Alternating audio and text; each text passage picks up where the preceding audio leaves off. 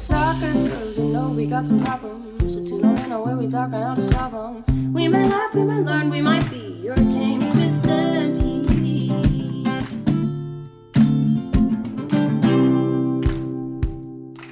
Hello. Hey, how are you? Hi, I am doing well. Is this okay? Yes, it's great. Thanks so much for hopping on. We appreciate it. You're very welcome. I am apologetic about the noises. I'm literally in a construction zone because the Royals are building a brand new facility. That's exciting. When is it going to be done? Originally, we were told March, and now it looks like June. Typical construction timelines. Yeah. Yeah. Yeah, but that will be great. Yeah. You guys train nearby right now? So our fields and everything is fine. We're actually just utilizing a different locker room space. Normally, we are going to be like in our little wing of the facility, but right now that's what's under construction, and so we're just moved over to the boys' side right now. Gotcha. Very cool. So how is everything going so far? I'm alive. I'm good. It's literally under construction, both in the physical form, building out the new facility, and then also too in just bringing a new team to the NWSL. It is a literal construction zone. I like that analogy. It's pretty cool that you guys are building it from the ground up. Like that's such an exciting thing to do. And I'm sure it's got to be so cool for you to be going from being a player in the league and now a coach. Can you tell us what that transition's been like? This experience is one of the greatest kind of soccer projects I've ever been able to be a part of. When I got the phone call to jump in as a head coach of the NWSL team in Salt Lake City, I felt like I wasn't necessarily ready or deserving or prepared to take on the role. But there was such an exciting piece of wanting to build something and build something from scratch. I've obviously played for the Utah Royals in the past, and so I have a passion for the city, the community, the organization itself. But I definitely didn't expect to be in this role like I am now. But like I said, one of the best soccer projects I've ever been a part of. And yeah, I just can't wait to build it now.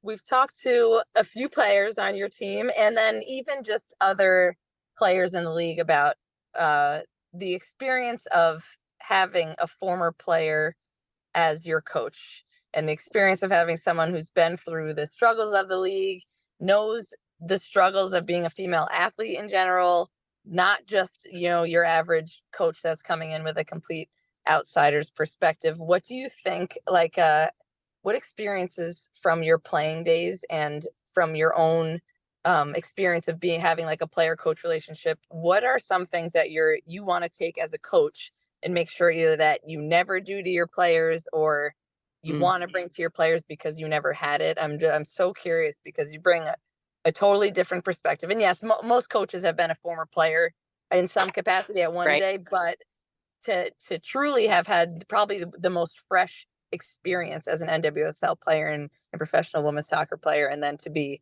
in that coaching role now. I'm just curious, what are some things that, you're adamant about not doing or making sure that you do for your players?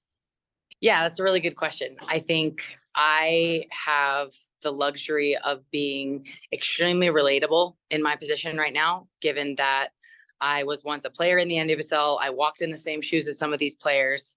I've seen, the highs and lows of the league, and I just understand the NWSL grind. So in a lot of ways, how I approach this coaching role is through the lens of the player.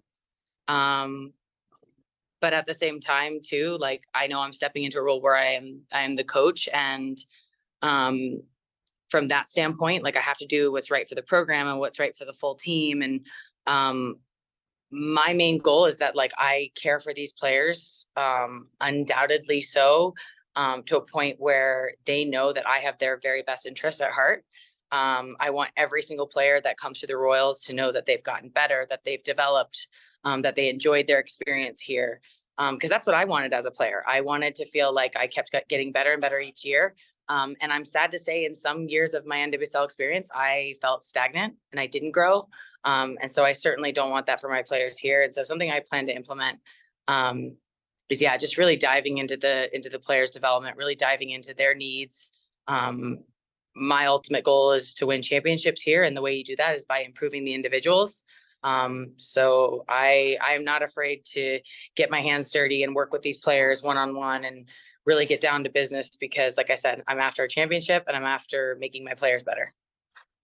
I love that. And you have the experience of winning a championship too. So you know best.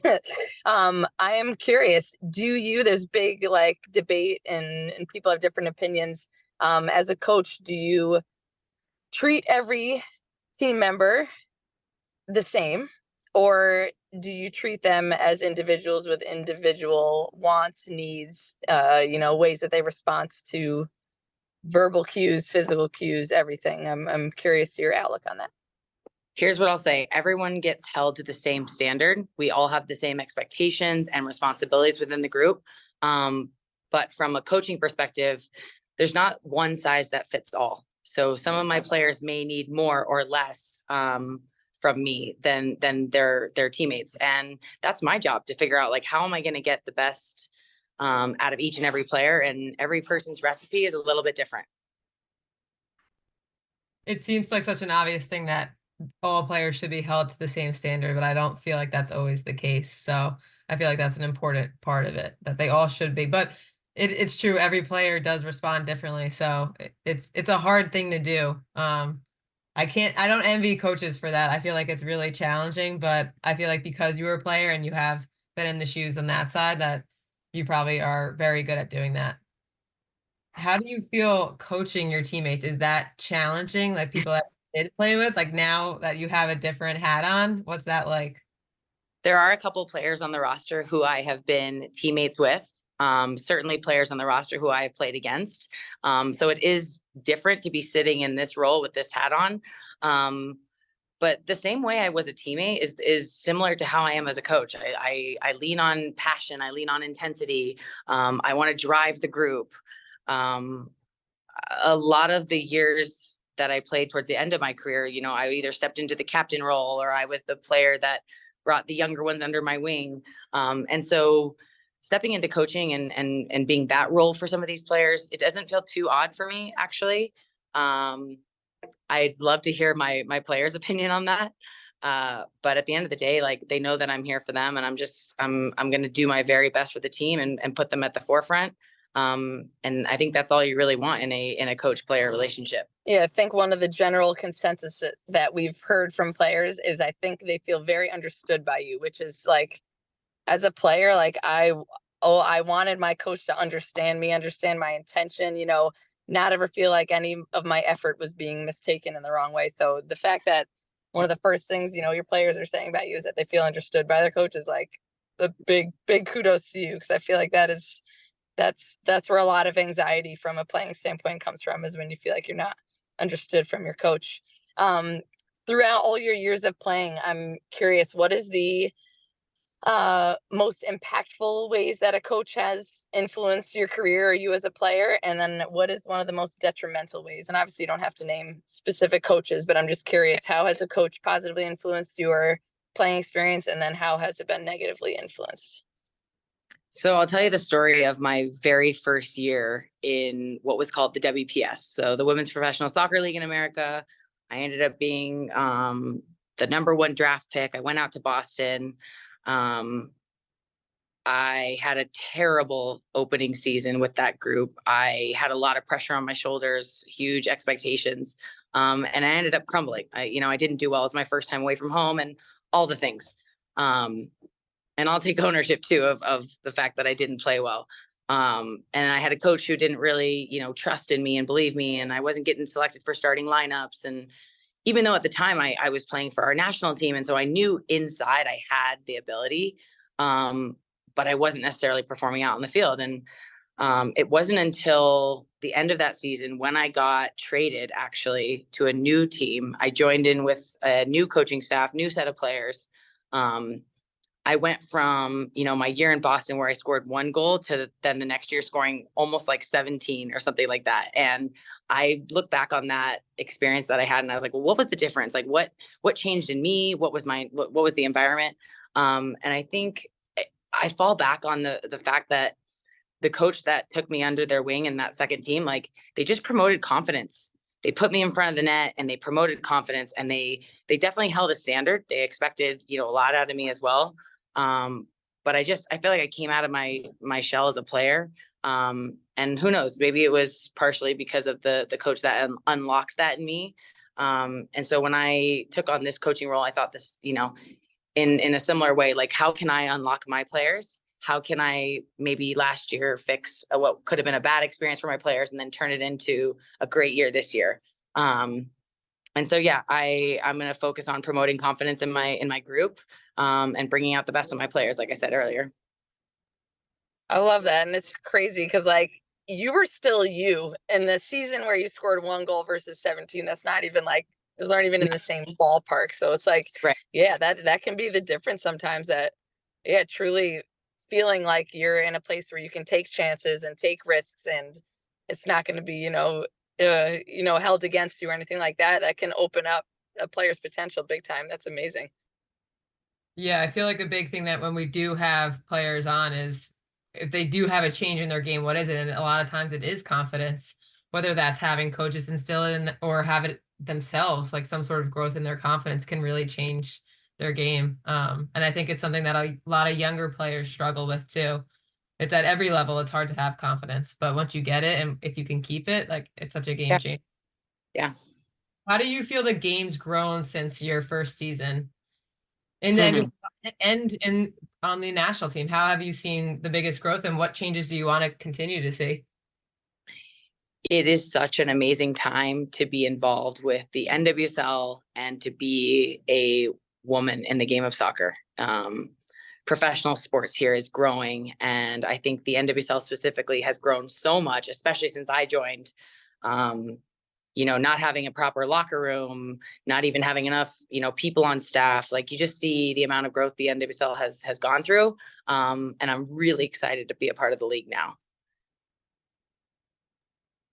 And then for I was going to say, it must be so crazy just to see that transformation. Even like, when we were younger, the teams that I watched were in the WPS. Like, I remember that. And Right. to be in leagues that fold because of like a true lack of belief and a lack of support. And then, to see it become what it is today, like even some of the games at Angel City, I can't get over a full stadium. It's not like, it blows my mind. It just, because you always knew like it was worth it, those things. It's just like, all right, is everyone going to get on board, and are we really supporting it? So it must be truly exciting to see that growth and to have been such a part of it too.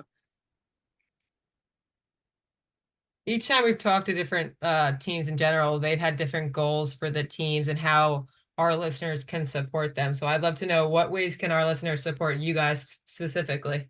Ooh, that's a good question. I'm usually not good at like asking for things, so I wouldn't even know like what to ask your supporters for. No, I think right now the Royals are on the brink of their inaugural season.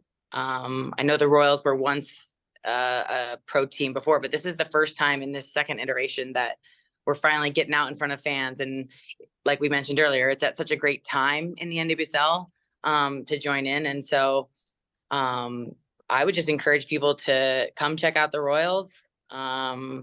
We are putting together an exciting group of hard workers, great people. I couldn't be more excited about the locker room that I have behind this team. We're gelling together well, and we're going to put everything we got into this inaugural season. So I would just encourage people to come out and cheer and support for us. And we're hopefully going to put on a really good show. I love it. Hopefully we get to go to a game soon. That would be awesome. We have the second highest most attendance in the NWSL in our last iteration. So I expect the attendance of the Royals community to be even bigger this time. They're so excited that we're back. Yeah, and stepping up the facilities, the whole experience. Oh my God, I'm excited. I know. Alana, anything more before we go into rapid fire? No, let's do some off the cuff What questions. is rapid fire? All right, it's just some fun questions. It's like a slow burning candle, really. It's like a slow burning candle. So you take your time with these answers. Okay. What's one Olympic sport that you would not come in last in? well, soccer, duh. Is there another one? You know, we need to know that backup sport that you could fake it till you make it. I did do a lot of swimming in high school. It was good for the cardio. So I'm not saying I'm Katie Ledecky or anything like that, but I could do a freestyle. That's good. That's good. I sink like a rock. God, it's impressive. Okay, what is one thing that you can't travel to away games without? Let's say as a coach, because we usually hear this from the player's perspective, and it's always like, you know, headphones or their all this random stuff. But as a coach, what's one thing that you're like, I need this on my trips. I don't feel right if I leave this at home.